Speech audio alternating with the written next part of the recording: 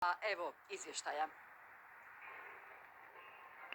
Split u navijačkoj groznici, na punom Poljudu i šire, srca kucaju za Bile.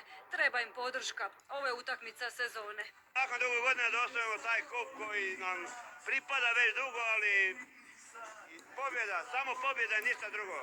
Da li Vaja da 3 gola i Hajduk živi vječno, Bog i niko više!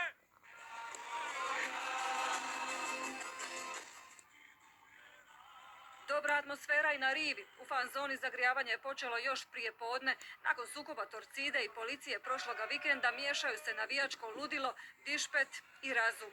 Došli smo ekstra iz Beča da pogledamo ovu utakmicu. Nadamo se pobjedi Hajduka. Hajduk, they win tonight!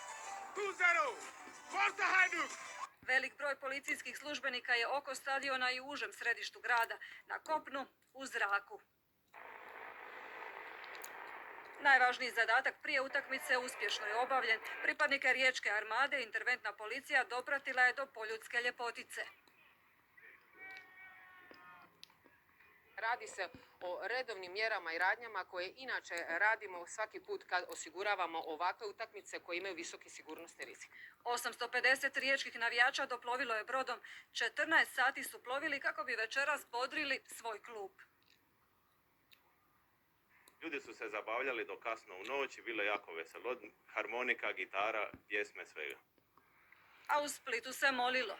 Mi smo prvenstveno molili za mir, a evo, nažalost, uvertira je ta bila koja je bila prije par dana. Ja se nadam da će Hajduk večeras pobijediti, da će biti slavlje u gradu, da neće biti nikakvih nereda nego pjesma. Da sve prođe u sportskome duhu, pobrinuće se, nadamo se, navijači sami, ali i sve raspoložive policijske snage.